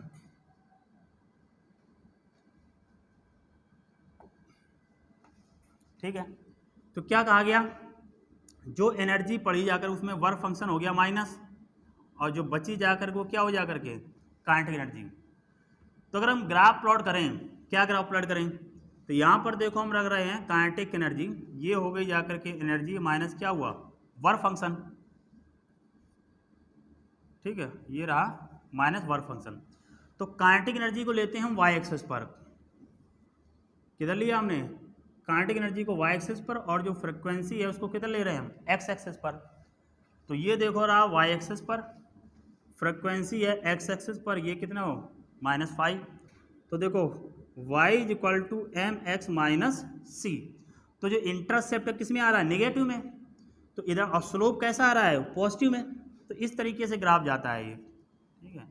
ये जो स्लोप पहुंचा जा करके वो थीटा क्या है एस के बराबर है tan थीटा, और ये जो इंटरसेप्ट आ रहा है ये क्या मिल रहा है हमें 5 मिल रहा है जाकर के, ये वैल्यू हो गई जाकर के, ठीक है, y = mx। और ये देखो यहाँ पर जो इमिट हो रहा है जाकर के ये इसका क्या हो जाकर के वर्क फंक्शन होगा जाकर के थ्रेशोल्ड फ्रिक्वेंसी होगी, इसी के आगे तो इमिट हुआ जाकर के ये भाई ये क्या था वर्क फंक्शन है ना, वर्क फंक्शन की यहाँ पर देखें तो क्या रहेगी थ्रेशोल्ड फ्रिक्वेंसी रहेगी जाकर के। तो ये बात होगी, अगर ये थीटा है तो ये भी क्या रहेगा, थीटा रहेगा जा करके। तो यहाँ पर हम देखेंगे, अगर हम लगाएं टेन थीटा बराबर क्या रहेगा, परपेंडिकुलर अपॉन बेस। परपेंडिकुलर कितना है 5 और बेस यहाँ पर कितना है न्यू नॉट, और टेन थीटा बराबर किसके, एच के है ना। तो देखो h is equal to 5 upon nu naught, तो 5 बराबर कितना हो गया h न्यू नॉट। यही क्या होता है वर्क फंक्शन, भाई एनर्जी तो है। तो कई बार न्यूमेरिकल आ जाता है, ऐसे बना देंगे, कुछ भी वैल्यू रहेगी यहाँ पर वो रख देंगे, कुछ भी वैल्यू आप रख दीजिए जा करके, जैसे बनाते हैं इसी में एक न्यूमेरिकल।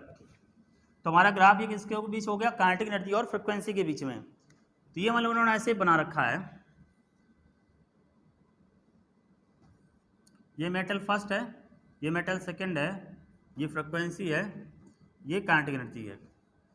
कह रहा बताइए इन दोनों में से कौन सा मेटल फोटो इलेक्ट्रिक इफेक्ट के लिए सुटेबल होगा, अच्छा रहेगा। ठीक है, 1 और 2 में कौन सा फोटो इलेक्ट्रिक इफेक्ट के लिए सुटेबल होगा। तो फोटो इलेक्ट्रिक इफेक्ट हमें कराना है, तो हम ये चाहेंगे जैसे उस पर एनर्जी इंसिडेंट हो, इलेक्ट्रॉन क्या हो, निकल आए। इलेक्ट्रॉन निकलेगा तभी जब उसका वर्क फंक्शन क्या हो, जितना कम से कम होगा उतनी आसानी से तो इलेक्ट्रॉन निकलेगा। तो वर्क फंक्शन की वैल्यू कम होनी चाहिए। तो यहाँ से यहाँ तक की दूरी क्या बता रही है, वर्क फंक्शन बता रही है ना। तो अगर इसको हम φ1 माने तो इसको φ2 माने, तो यहाँ पता चल रहा φ1 इज लेस देन φ2 है कि नहीं।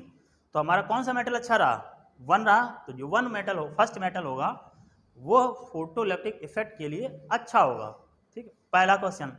दूसरी बात करें हम, दूसरी ऐसे कर देगा, मान लो एक ही हमने ग्राफ ऐसे बनाया कि यहाँ पर मान लीजिए ये काइनेटिक एनर्जी है, ठीक है, और यहाँ पर सपोज करिए 6 लिखा है, यहाँ पर फ्रिक्वेंसी लिखी है।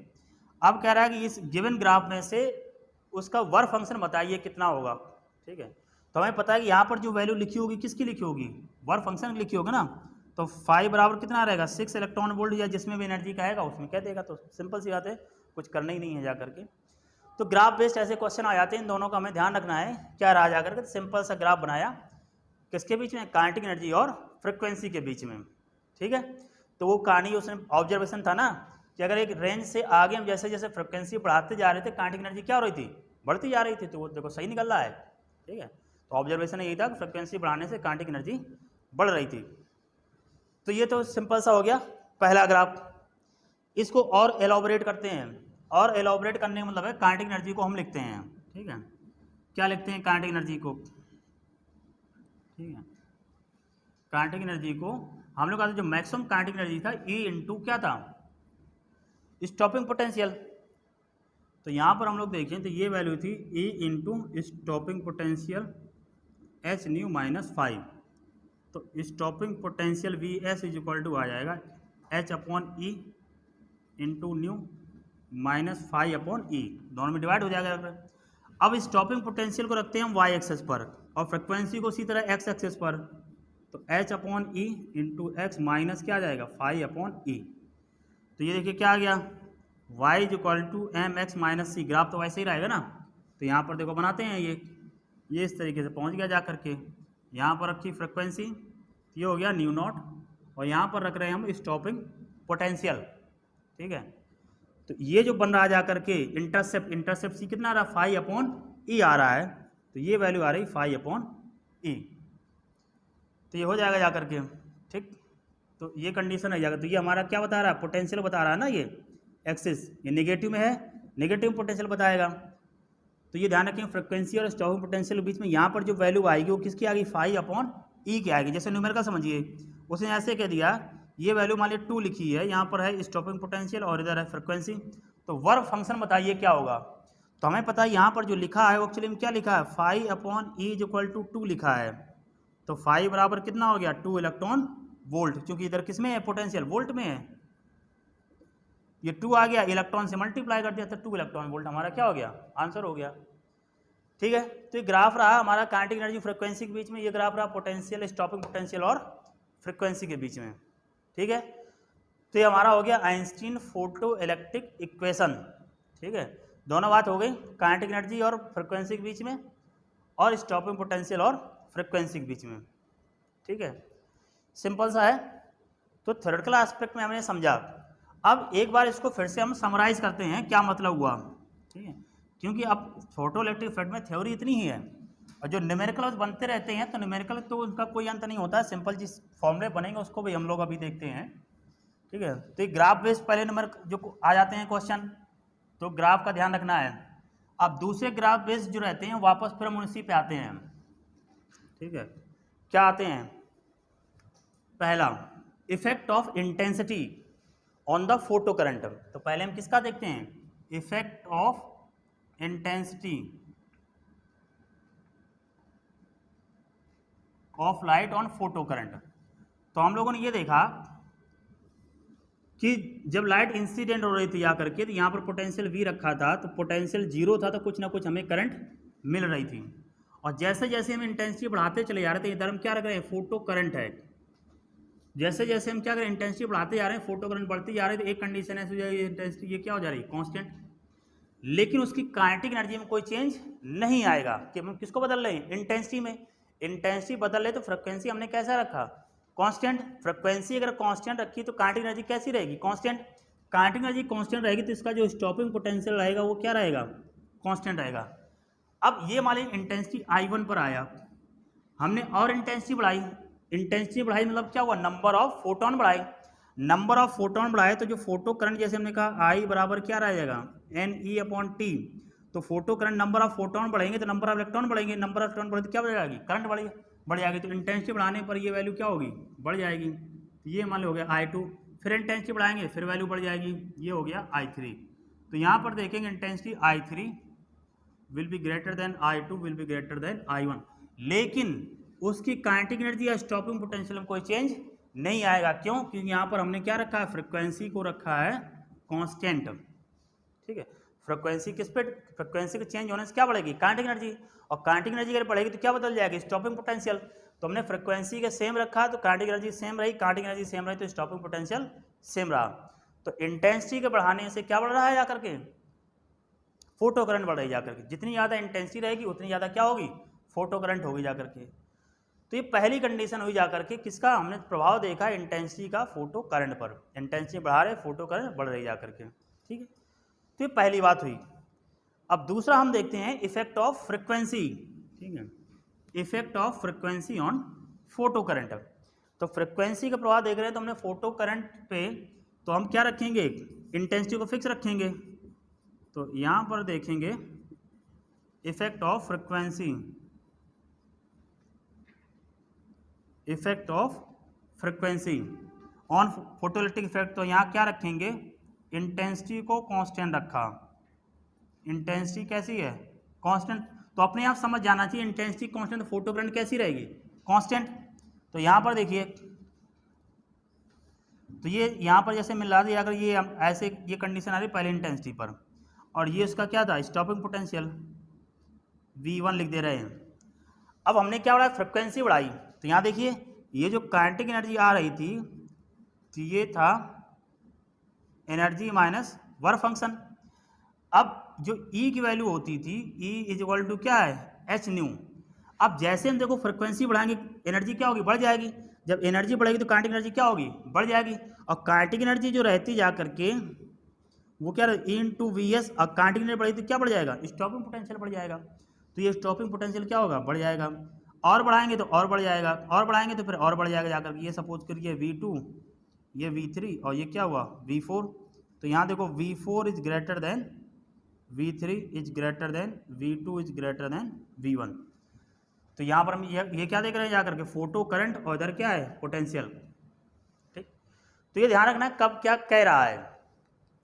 अगर हम फ्रिक्वेंसी को सेम अगर उसने कह दिया, फ्रिक्वेंसी सेम मतलब स्टॉपिंग पोटेंशियल सेम, अगर उसने कहा इंटेंसिटी सेम तो फोटो करंट सेम, और इधर क्या बदलेगी? स्टॉपिंग पोटेंशियल बदल जाएगा। तो दूसरे स्टेप में जो न्यूमेरिकल आते हैं वो इसी से रिलेटेड रहते हैं जाकर के। ठीक है, इससे ज़्यादा इस चैप्टर में जो न्यूमेरिकल बनते हैं वो उनकी बात हम एक फॉर्मूला बनाएंगे, बस वो एक ही फॉर्मूला है और उससे आगे कुछ नहीं रहता जाकर के। ठीक है, तो जो थ्योरेटिकल क्वेश्चन या ग्राफिकल क्वेश्चन बने, जो आइंस्टीन के ग्राफ फोटो इलेक्ट्रिक इक्वेशन देखिए वो हुए जाकर के, और ये जो ऑब्जर्वेशन पे बेस्ड थे ये दोनों ग्राफ रहे। इसके अलावा अगर मान लीजिए फोटो इलेक्ट्रिक इफेक्ट पे क्वेश्चन आता है तो मोर देन 80% तो इसी पर रहेगा। बचा जो 20% वो एक फॉर्मूला है, न्यूमेरिकल आता है वो उस पर हो जाएगा। बस इसके अलावा फोटो इलेक्ट्रिक इफेक्ट पे और कुछ नहीं रखा है, सबसे आसान सा टॉपिक है। ठीक है, तो ये हमने समझ लिया। इसका क्या रहा जा करके, ग्राफ रहा जा करके जो उसका थ्योरेटिकल कांसेप्ट देगा। ठीक है, क्या ध्यान रखना है, इंटेंसिटी बढ़ाने से क्या बढ़ेगी, फोटो करंट बढ़ेगी अगर उसकी लाइट जो एनर्जी इंसिडेंट हो उसकी वर्क फंक्शन से एनर्जी ज़्यादा है। ठीक है, तो ये रहा जा करके, इससे ज़्यादा और आपको कुछ जानना नहीं इसमें, ना इसके आगे कुछ समझना है, इतना अगर जान लोगे दैट इज सफिशियंट। ठीक, अब न्यूमेरिकल क्या रहता है, बात इसकी आती है। ठीक है, तो न्यूमेरिकल में देखिए ये कहा गया भाई लाइट क्या है, भाई फोटोन है, फोटोन क्या एनर्जी है, और लाइट का डुअल नेचर है। तो डुअल नेचर है तो यहाँ पर हम लाइट की एनर्जी देखते हैं। ठीक है, उस पर एक फॉर्मूला है, उस फॉर्मूले को देखते हैं, बस और कुछ नहीं है। तो समझते हैं, देखिए तो ये जैसे हम एनर्जी की बात करें, जैसे वेव नेचर में हम लोग पढ़ते हैं, ये रहता है s c upon h c upon क्या होगा, lambda h into nu. Energy h की वैल्यू कही गई 6.6 इंटू 10⁻⁻34 और सी रहता है 3 इंटू 10⁸ मीटर पर सेकेंड। लाइट की जो वेवलेंथ रहती है वो एंगस्ट्रॉम में रहती है, कोई इतनी दिक्कत वाली बात नहीं है। इन दो को मल्टीप्लाई करते हैं तो 3 6 18, 3 6 18 और 19.8 इंटू 10 पावर कितना आ जाएगा 26 अपॉन क्या रहेगा लेमडा। अगर ये हम इस बात करें तो एनर्जी है, ये एनर्जी आगे किस में, जूल में आ जाएगी। ठीक है, इसको मीटर में रखा। अगर से इलेक्ट्रॉन वोल्ट में हम कन्वर्ट करना चाहते हैं तो हम क्या करेंगे, इलेक्ट्रॉनिक चार्ज से हम इससे डिवाइड कर देंगे, क्योंकि हम लोग ये पढ़े थे 1 electron volt is equal to रहता है 1.6 इंटू 10⁻⁻19 जूल। तो 1 जूल इज इक्वल टू क्या होगा 1 अपॉन 1.6 इंटू 10⁻⁻19 इलेक्ट्रॉन वोल्ट। तो इतने से हम करते हैं इसको डिवाइड, तो जो डिवाइड करेंगे तो हमारा आंसर आएगा इलेक्ट्रॉन वोल्ट में। तो देखो 19.8 इंटू 10⁻⁻20। आपको कैलकुलेशन करने की जरूरत नहीं, आपको सिर्फ फार्मूला फाइनल लिखना है, कोई आपको डिस्क्रिप्टिव पेपर तो रहता नहीं है। तो यहाँ पर रखा 1.6 इंटू 10⁻⁻19 और ये वेवलेंथ हम रख रहे हैं किसमें, एंगस्ट्रॉम में। ठीक है, सॉल्व करते हैं, देखिए तो 198 कर देते हैं, ऊपर जाएगा 27, तो ये देखो हो गया 198 इंटू 10⁻⁻27 अपॉन इसको कर देते हैं 16 इंटू 10 इधर कितना आ गया 20, वेवलेंथ को रख रहे हैं एंगस्ट्रॉम में। अब देखिए ऊपर जाएगा -20 प्लस का हो जाएगा। ठीक है, ठीक है, चेक कर लेंगे, वैल्यू यही है ना। ठीक है, तो किसका हो जाएगा, प्लस का कितना हो जाएगा, माइनस का 7 बचेगा। ठीक है, इसको लेमडा को अभी यहीं रखते हैं। ठीक है, लेमडा चूँकि यहाँ पर आया मीटर में आया ना, ये जूल में आया है, वो बाद में बदलेंगे इसको। ठीक है, अभी इसको यहीं रखते हैं क्योंकि यहाँ पर एमकेएस में था तो मीटर में था। अब यहाँ पर देखिए कितना हो रहा है 198 अपॉन 16 इंटू 10 पावर कितना बच रहा है जाकर के -7। ठीक है, ये हुआ। अब इसे डिवाइड करो, इसे अगर हम डिवाइड करते हैं तो डिवाइड करने में देखिए क्या आएगा 16 1 जा 16 कितना आया 1, कितना हो जा 3, कितना हो गया 38, तो 16 2 जा कितना आया 32, तो 38 में 32 आया कितना 6 आया जा करके। ठीक है, पॉइंट लगाया कितना हो गया 60 हो गया, तो कितना पहुंचा जा करके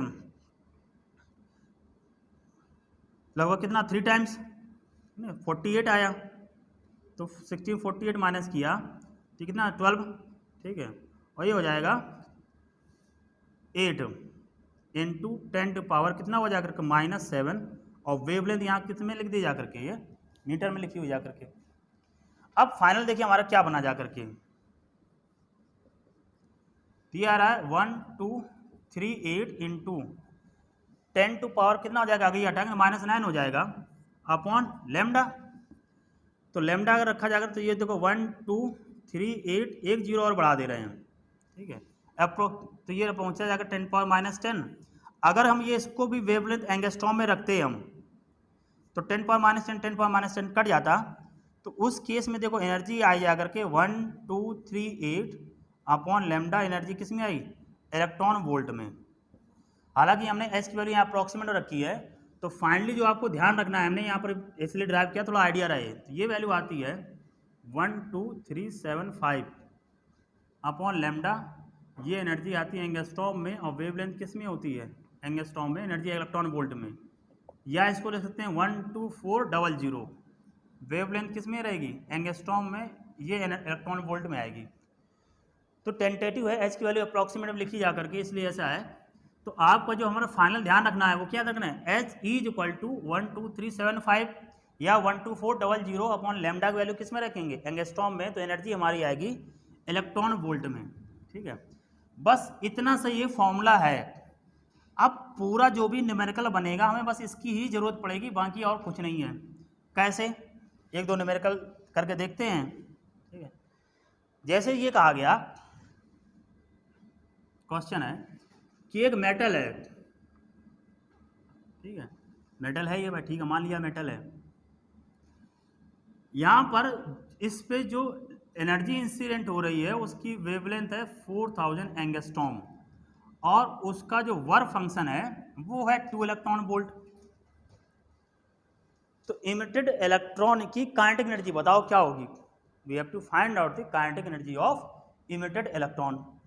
क्या फॉर्मूला था काइनेटिक एनर्जी का, तो काइनेटिक एनर्जी बराबर था E minus phi naught. Phi naught मतलब क्या है, वर्क फंक्शन। वर्क फंक्शन तो हमें दे रखा है 2 इलेक्ट्रॉन वोल्ट है। ठीक है, अब एनर्जी कितनी इंसिडेंट हो रही है ये नहीं पता है, लेकिन इंसिडेंट लाइट की वेवलेंथ तो दे रखी है ना, तो वेवलेंथ दे रखी है तो यहाँ से हम निकाल सकते हैं। तो E इज इक्वल टू 12400 और इधर कितना है 4000, इसे हटाया जा करके ये आ रहा है 12.4/4। तो देखो एनर्जी जो निकल के आ गई वो कितनी, 3.1 इलेक्ट्रॉन वोल्ट आ गई। इतनी एनर्जी का फोटोन यहाँ पर इंसिडेंट हो रहा है, तो बस काइनेटिक एनर्जी निकाल लेंगे। काइनेटिक एनर्जी बराबर हो जाएगा E माइनस फाई नॉट, तो ये 3.1 माइनस कितना हुआ 2, तो जो एनर्जी आ रही 2.1 इलेक्ट्रॉन वोल्ट।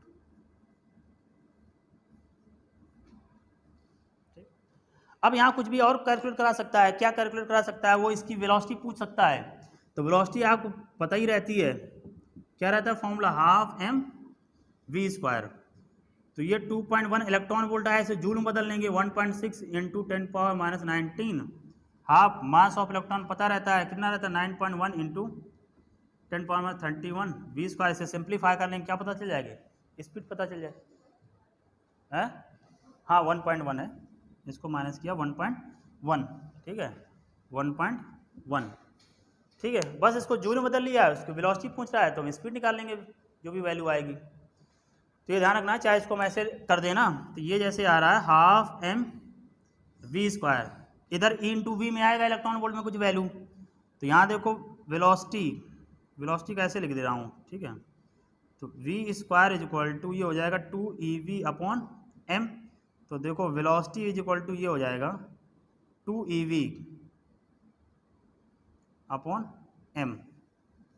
बस जो भी इलेक्ट्रॉन वोल्ट वैल्यू वो रख दो, निकल आएगी जा करके। तो हालांकि इतना करने की जरूरत नहीं है, आप सीधे ऐसे रख के चलो, ज़्यादा आसान रहेगा।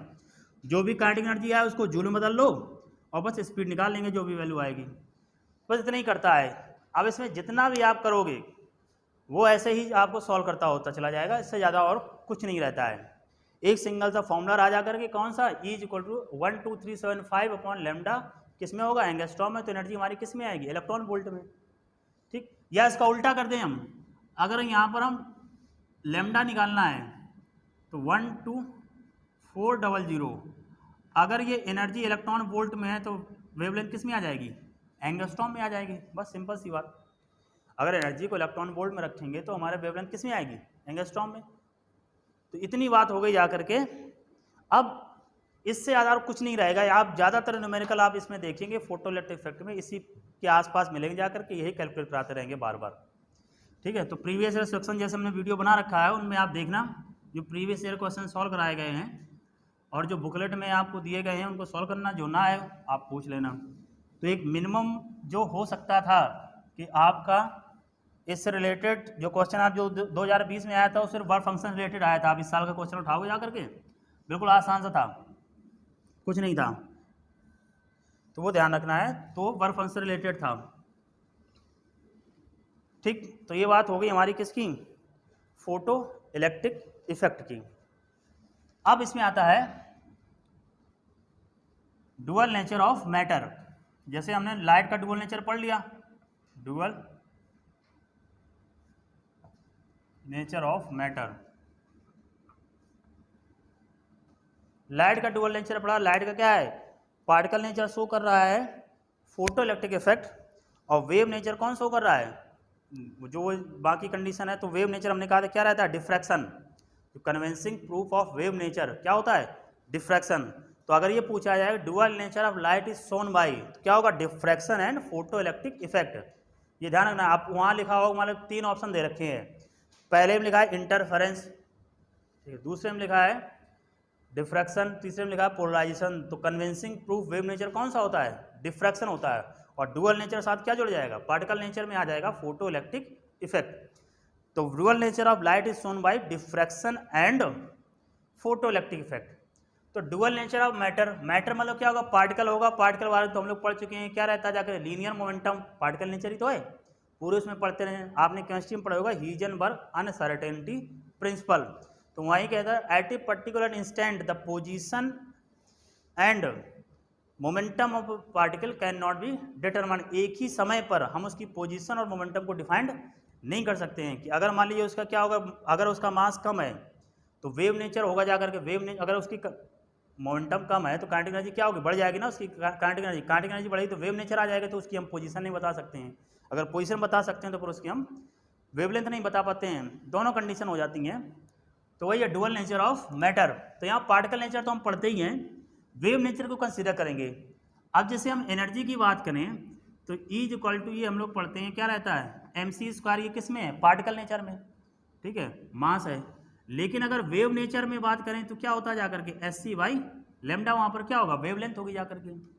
तो पार्टिकल नेचर की बात करें हम, देखिए तो E equal to m into c, और यहाँ पर ये C अलग कर दे रहे हैं, ये वो मास इंटू वेलोसिटी, ठीक है, मास इंटू वेलोसिटी क्या होता है, लीनियर मोमेंटम, और इधर क्या हो गया C। तो देखो linear momentum is equal to आ रहा है E/c, है कि नहीं, ये कंडीशन है जाकर के, पहली बात, ठीक। दूसरी बात यहाँ पर देखते हैं हम, ये रिलेशन हम लोगों ने देखा भाई E इज इक्वल टू है SC/λ, ये पढ़ा हमने भाई रिलेशन का, MC इज इक्वल टू क्या हो गया, SC/λ, C से C हटा देते हैं, m इंटू सी हो गया लीनियर मोमेंटम, ये आ गया h/λ। तो देखो लैम्डा इज इक्वल टू कितना हो गया, h/p। तो हम सिंपल से ऐसे कर सकते हैं, जो लीनियर मोमेंटम है इन्वर्सली प्रोपोर्शनल किसके है, तो वेवलेंथ के। तो इन्वर्सल वाला ग्राफ कैसे चलता है, इस तरीके ऐसे रहता है ना जाकर के, क्योंकि यहाँ पर जो p है इन्वर्सली प्रोपोर्शनल टू वेवलेंथ है जाकर के। तो शुरुआत इसमें इसी से रहती जाकर के, तो हमने ऐसे ये देख लिया जाकर के कि P बराबर आ गया E/c। E क्या है, C क्या है, यहाँ पर वेलोसिटी ऑफ लाइट है, ये यहाँ पर जो C है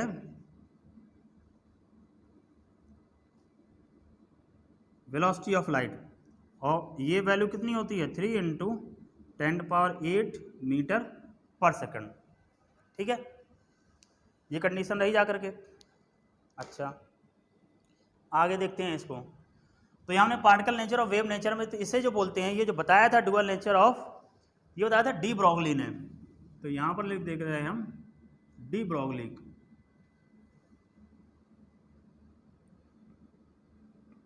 इसी बोला जाता है डी ब्रॉगली वेवलेंथ। क्या बोलेंगे इसको, डी ब्रॉगली वेवलेंथ, लैम्डा बराबर h/p।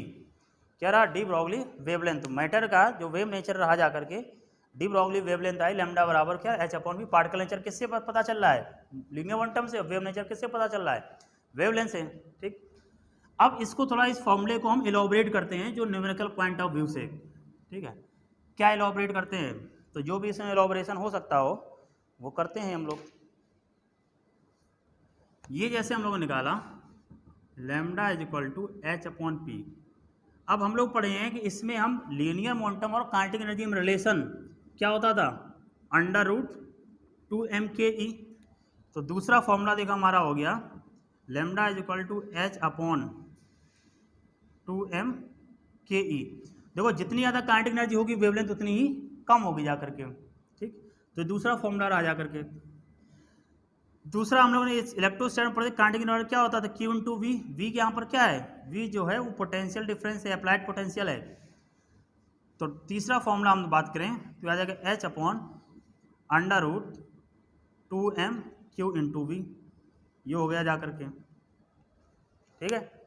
वी क्या रहा है, अप्लाइड पोटेंशियल। अब यहाँ देखिए जितने ही ज़्यादा पोटेंशियल अप्लाई करेंगे, ठीक है, जितने ज़्यादा पोटेंशियल अप्लाई करेंगे वेवलेंथ क्या होगी, उतनी कम होगी, और वेवलेंथ जितनी कम होगी जाकर के एनर्जी क्या होगी, उतनी ही ज़्यादा रहेगी उसकी, ठीक, सिंपल सी बात है। तो ये हमारा तीसरा फॉर्मूला आ जा करके। अब इसको अगर हम इलेक्ट्रॉन मान के सॉल्व करें, ठीक है, ठीक है, अगर मान लीजिए हमने जो एक्सेलरेट किया है वो किसको किया, इलेक्ट्रॉन को, तो इलेक्ट्रॉन पे चार्ज और उसका मास हमें पता रहता है, ठीक है। तो ये रहा जाकर के, देखो पहला इक्वेशन थी ये दूसरी हो गई, ये तीसरी हुई। अब इसी में हम इलॉबरेट करते हैं। इलॉबरेट क्या करते हैं जाकर के, हम क्या मान लेते हैं, मास है इलेक्ट्रॉन को 9.1 इंटू 10⁻34, और इलेक्ट्रॉन पे जो चार्ज रहता है मतलब क्यू जो रहेगा जाकर के 1.6 इंटू 10⁻19 कूलम, ये वैल्यू ही जाकर के। चलिए ठीक है, वैल्यू रखते हैं। वैल्यू इसलिए रख रहे हैं थोड़ा आपको आइडिया रहेगा अगर भूल भी जाओ। एस की वैल्यू जैसे हमने अप्रॉक्सीमेट ये रहेगी 6.6 into 10⁻34 upon under root 2m। m की वैल्यू क्या है, ये रहा जाएगा 9.1 है तो 9 रख लेते हैं, इंटू 10⁻31 होगा ना, -31। चार्ज की वैल्यू आई 1.6 इंटू 10⁻19 अप्लाइड पोटेंशियल V है। इसको ज़रा सॉल्व करते हैं, जरा क्या जो भी सॉल्व हो सकता है वो करते हैं। तो देखो इसमें क्या करते हैं, अगर पॉइंट यहाँ पर हम हटाएं, पॉइंट हटाएं तो ये यहाँ बढ़ जाएगा, एक कितना हो जाएगा, -20, -20 माइनस का 31 कितना हो जाएगा, -51, -51 आया, इधर मल्टीप्लाई करते हैं, 9 2 जा कितना हो गया 18, 18 इंटू 16 ऐसे लिखते हैं, देखो इसको 6.6 इंटू 10⁻34 अपॉन अंडर रूट 9 2 जा 18 इंटू 16 इंटू 10⁻- कितना आ रहा है 51, यहाँ पर अप्लाइड पोटेंशियल है। अब इसको देखो सॉल्व कर लेते हैं, जो सॉल्व हो सकता हो, क्या हो सकता है, 16 का हो जाएगा कितना 4, बाहर आ जाएगा, 16 का हो गया 4, तो ये 66 कर लेते हैं, 66 इंटू 10 पावर हो जाएगा -35, और यहाँ पर रख लिया हमने 4 अंडर रूट 18 को हम क्या करते हैं 1.8 कर देते, लगभग इसको 2 मान लेते हैं, अप्रॉक्सीमेट कर ले रहे हैं, ठीक है। 18 को अगर हमने 20 माना तो 20 माने एक जीरो हटा देंगे, यहाँ से कम कर देंगे, 50 बचेगा, तो √2 बचा जा करके, ये √2 इंटू वी, और 50 को बाहर कर लिया जाकर माइनस का कितना हो गया 25, ठीक। इसे कट कर दो, कट करते हैं तो देखो कितना आएगा, 4 1 जा 4, 2 आया 26 हो जाओ, कितना पहुँचा जाकर 6, और फिर आ जाकर पॉइंट लगाएंगे, इतना पहुँचा जा करके।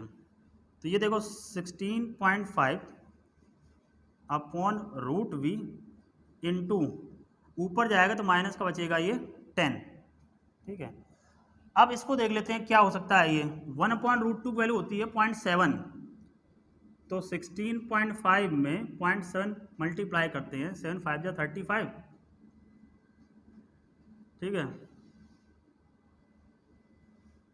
7 5 जा 35, 7 6 जा 42, 42 और 3 45, ये आ गया 11.5, ठीक है। तो ये पहुंचा जाकर के 11.5 समथिंग के आसपास, तो ये आया देखो 11.5 अपॉन √2 10⁻10 मीटर, तो इसको हम लिख सकते हैं कितना एंगस्ट्रॉम में। तो देखो ऐसे याद रखना, ये अप्रॉक्सीमेट वैल्यू आती है 11.2 रहता है जाकर, चूँकि हमने अप्रॉक्सीमेट किया है 11.2 अपॉन √2 एंगस्ट्रॉम। किसका आया है, जब हमने क्या लिया है इलेक्ट्रॉन लिया जा करके, ठीक है। 1.22 11.22 ऐसे रहता, तो 11.2 याद रखो। नैनोमीटर रहता है ये किस में, एंगस्ट्रॉम में। अगर नैनोमीटर में होता तो 1.22, ठीक है। तो अप्रॉक्सीमेट ये √v और यहाँ रहता है ये नैनोमीटर, तो वो अप्रॉक्सीमेट लिख दिया जा करके, तो इसमें इतनी कोई बात नहीं है। तो ये बस ये फॉर्मूला ध्यान रखना है आपको, क्या कर देना √v क्या है अप्लाइड पोटेंशियल डिफरेंस है।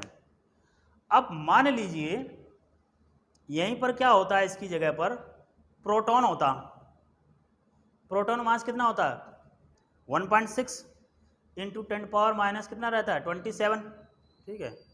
तो 1.6 को अगर करते जा करके तो 1.6 जब √6 इससे कम हो जाता है तो वो लगभग वैल्यू इससे थोड़ी क्या हो जाएगी, जब मास की वैल्यू क्या हो जाएगी, कम हो जाएगी, ठीक है, तो वेवलेंथ क्या होगी, बढ़ जाएगी जा करके, तो थोड़ी ज़्यादा रहती जा करके, इसलिए आप देख लेना बुकलेट में हमने एक क्वेश्चन दे रखा तो उसमें पता चल जाएगा। फिर अल्फा पार्टिकल का रहेगा, अल्फा पार्टिकल क्या रहता है जा करके, चार्ज होता है डबल और मास कितना रहेगा 4 टाइम्स प्रोटॉन का, तो वो वैल्यू जुड़ जाएगी। तो ये दो बातें हैं, तो हमारा पहला फॉर्मूला ये हो गया, ये दूसरा हो गया तीसरा, और तीसरा का ये मॉडिफिकेशन हो गया, ठीक है। क्या याद रखना है, 10.2 11.2 अपॉन √v एंगस्ट्रॉम, ठीक है। इससे हम लोग जो भी रहेगा वोल्टेज वो चेंज करेगा, वोल्टेज चेंज करेगा, वैल्यू हम रखते जाएंगे, ठीक। तो कंक्लूजन क्या निकला जा करके, ये देखिए, इस केस में अगर कोई भी अगर इलेक्ट्रॉन को हम अलग अलग पोटेंशियल डिफरेंस से हम प्रोजेक्ट कर रहे हैं, तो यहीं पर देख लो, अगर अलग अलग पोटेंशियल डिफरेंस से प्रोजेक्ट करें तो लैम्डा इनवर्सली प्रोपोर्शनल किसके, अप्लाइड पोटेंशियल डिफरेंस के। जितने ज़्यादा पोटेंशियल डिफरेंस होगा उतनी ज़्यादा क्या रहेगी, उतनी कम वेवलेंथ रहेगी। अगर न्यूमेरिकल बात करें तो lambda 1 upon lambda 2 √v2 upon v1 आ जाएगा ये, बस जो भी वैल्यू रहेगी रख देंगे, हमारी वेवलेंथ पता चल जाएगी क्या रहेगी, ठीक है। तो ये तो हमारा रहा थर्ड। फोर्थ देखते हैं, फोर्थ क्या होता है, ठीक है। फोर्थ ये इसी पर आते हैं, अगर हम गैसेस की बात करें, किसकी बात कर रहे हैं, गैसेस की, तो गैसेस में जो ट्रांसलेशन काइनेटिक एनर्जी आती है कितनी आती है, आइडियल गैस है, आइडियल गैसें रहती है, डिग्री ऑफ फ्रीडम कितनी होती है 3, तो 3/2 kT, के यहाँ पर क्या है बोल्ट्जमैन कांस्टेंट। तो अगर देखो यहाँ पर रखे हम वेवलेंथ, तो lambda is equal to h upon √2mke, तो k की वैल्यू रखते हैं, ये आ जाएगा 2kT, 2 से 2 कैंसिल आउट हो जाएगा, तो लैम्डा इज इक्वल टू आ जाएगा h अपॉन √3mkt, टी यहाँ पर क्या है टेम्परेचर, और जो के है वो बोल्ट्जमैन कांस्टेंट है। तो ये चौथा फॉर्मूला हो गया जा करके, यहाँ पर जो के है बोल्ट्जमैन कांस्टेंट है और टी क्या है टेम्परेचर है केल्विन में। तो ये चार फॉर्मूले हैं, घूम फिर के कई बार फॉर्मूला ही पूछ दिया जाता है या कोई फॉर्मूले पे न्यूमेरिकल हो जाता है जा करके, खास करके अगर आ जाता है तो फिर सोच नहीं पाते हो कि क्या किया जाए। तो ध्यान रखना है, इसमें बोल्ट्जमैन कांस्टेंट और टेम्परेचर में भी डी ब्रॉगली वेवलेंथ का रिलेशन दे रखा है, ठीक है। टेम्परेचर बढ़ाएंगे तो ऑब्वियस बात एनर्जी बढ़ती है, एनर्जी बढ़ेगी तो वेवलेंथ क्या होगी, घट जाएगी। तो डी ब्रॉगली वेवलेंथ के 4 मॉडिफाइड फॉर्मूले हैं, ठीक है। एक्चुअल क्या था, लैम्डा बराबर h अपॉन पी, ठीक है। बस इसको मॉडिफाई करते हैं, जो अभी तक आपने पढ़ रखा है उन सबको यहाँ पर लगा दो, ठीक है। तो ये रहा जा करके डी ब्रॉगली ने क्या कहा, जो मैटर होता है उसका डुअल नेचर रहता है, पार्टिकल नेचर भी होगा और वेव नेचर भी होगा। तो पार्टिकल नेचर किससे रिलेशन होगा, उसके लीनियर मोमेंटम से, और वेव नेचर किससे होगा, उसके वेवलेंथ से। तो इन दोनों में क्या आ गया, रिलेशन आ गया ये, ठीक है।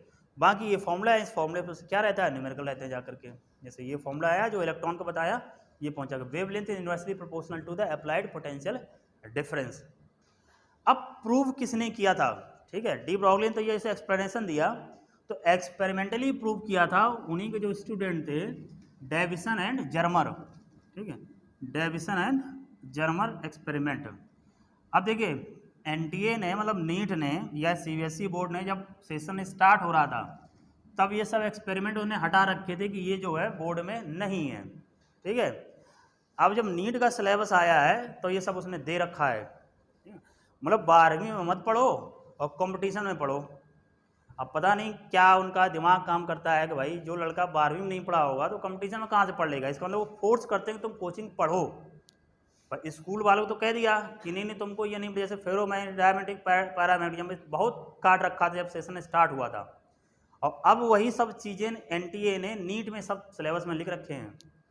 तो भाई जिन बच्चों को स्कूल में नहीं पढ़ाया गया, अब एग्जाम में वहाँ नीट में पूछा जाएगा तो वो सिलेबस वो कहाँ पढ़ें, ऑब्वियसली तो कोचिंग में पढ़ें जा करके। तो जो उनका मोटो होता है ना एनटीए का या गवर्नमेंट का कि हम ये चाहते हैं कि बच्चे कोचिंग ना पढ़ें, वो सब बकवास वाली कहानी है। अगर वो चाहते कि कोचिंग नहीं पढ़ना है तो जो सिलेबस रिड्यूस किया था बोर्ड में वो सिलेबस नीट के सिलेबस में नहीं होना चाहिए, क्यों रख दिया उसको। तो कुछ नहीं है, वो सब गुमराह करने की बातें हैं कि जिस तरह वाला है गुमराह करो बाकी अपनी चांदी करो, ठीक है। वो कहानी है, वो सब पूरा सिलेबस जो उधर बोर्ड में काटा हुआ था सब सिलेबस लिख रखा है पूरा नीट में। पैरामेट्रिक, डायमेट्रिक, फिर हालांकि हमने तो पढ़ाया था, ये सब जो है उसमें कटा हुआ था, वो भी इसमें लिख रखा है। ठीक है, ये कंडीशन जैसे हम बात कर रहे थे इसकी अभी, ठीक है, डेविसन जर्मन एक्सपेरिमेंट वहाँ काट रखा था, यहाँ पर दे रखा था। ऐसे हर जगह पर बहुत चीज़ें ऐसे काट रखी थी और जो सब यहाँ पर लिख रखा है। तो वही है कि अब जो बच्चे बोर्ड में थे या जो उन्होंने विश्वास कर लिया, भाई जो इन सब चीज़ों में विश्वास कर ले वो गया गड्ढे में, और जो अपने यहाँ पर विश्वास करे वो काम कर लेगा। तो इनका कोई लगाम नहीं है, कोई कयाम नहीं है, क्या करें, क्या बोलें और क्या करें। इनका बोलने और करने में 180 डिग्री का फेज डिफरेंस है। जो बोलेंगे उसका जस्ट उल्टा करेंगे। ठीक है, ठीक है, कोई बात नहीं, हम लोगों ने सब पढ़ाई था इसलिए कोई दिक्कत नहीं है। तो अब ये रहता है डेविसन और Germer experiment, Davisson and Germer experiment. ठीक है, ज़्यादा हमें नहीं जानना है, हमें बस इतना जानना है इन्होंने क्या कि एक फिलामेंट लिया। ठीक है, ये फिलामेंट है, यहाँ पर इसको हम किसी लो टेंशन बैटरी से कनेक्ट कर दिया भाई। ठीक है, लो टेंशन बैटरी, लो टेंशन बैटरी मतलब क्या होगा, जिसका पोटेंशियल डिफरेंस कम होगा। इसके ऊपर एक प्लेट रखी है ऐसे, और यहाँ पर एक हमने ये ट्यूब रही जा करके, इसके सामने एक ब्लॉक रहता है। ये जो ब्लॉक होता है ये रहता है निकेल का। किसका रहेगा, निकेल का रहेगा। यहाँ पर एक मूवेबल टेलीस्कोप रहेगा।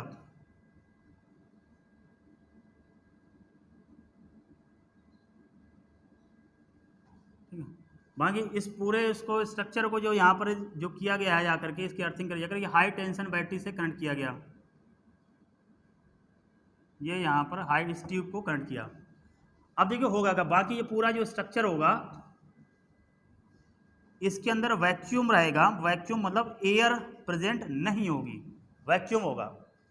होता क्या है, इन्होंने ये देखा कि जैसे इसको करंट इसमें फ्लो हुई, करंट फ्लो ये क्या होगा, प्लेट इसके ऊपर रखी है, गर्म होगी, गर्म होगी, इसमें टेम्परेचर वजह से इलेक्ट्रॉन इमिट होंगे, जिसे बोलते हैं thermionic emission. Thermionic emission, emission due to temperature. और लाइट की वजह से इमिट था, उसे बोला फोटो इलेक्ट्रिक इमिशन। ठीक है, इलेक्ट्रॉन आया।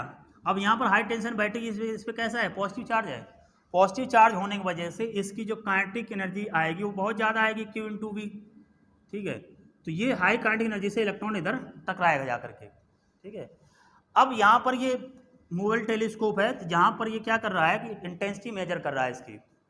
तो इन्होंने एक पर्टिकुलर एंगल पर इसके डिफ्लेक्शन जो जब देखा तो वहाँ पर इंटेंसिटी बहुत ज़्यादा मिली। ठीक है, तो डिफ्रैक्शन क्या होता था, सुपर पोजिशन ऑफ वेव रहता था ना जाकर के। तो भाई जहाँ पर सेम फेज डिफरेंस में आया वहाँ पर उसकी क्या होता था, इंटेंसिटी ज़्यादा रहती थी जाकर के। तो इन्होंने कहा कि जो इलेक्ट्रॉन है ये यहाँ पर अगर मान लीजिए पार्टिकल नेचर होता, पार्टिकल नेचर होता तो भाई ये सब जगह एक ही जगह ऐसे कर रहा होता जा करके। लेकिन यहाँ ब्राइटनेस मिल रही है, पार्टिकल तो नहीं मिल रहे हैं, ब्राइटनेस मिल रही, वो भी किसी एक पर्टिकुलर एंगल पर ज़्यादा मिल रही जा करके। तो इसको इन्होंने बोला कि यहाँ पर जो इलेक्ट्रॉन है ये डिफ्रैक्शन शो कर रहे हैं। क्या शो कर रहे हैं, डिफ्रैक्शन शो कर रहे थे। तो जो आपको ध्यान रखना है, दो बातें ध्यान रखनी है। पहले तो ये एक्सपेरिमेंट किसने परफॉर्म किया था, डेविसन और जर्मर एक्सपेरिमेंट ने क्या ऑब्जर्व किया था, डिफ्रैक्शन पैटर्न ऑब्जर्व, किसका, इलेक्ट्रॉन का। ठीक है, बाकी ये मेटल कौन सा यूज़ किया गया, निकल यूज़ किया गया था। ठीक है, हैवी मेटल रहता है। और जो एक्सपेरिमेंट तो ऐसा पूरा वैक्यूम में कुछ नहीं पूछा, तो तीन बातें पूछी आती हैं। इलेक्ट्रॉन ने क्या शो किया, डिफ्रैक्शन शो किया था। किसने परफॉर्म किया था, डेविसन और जर्मन ने।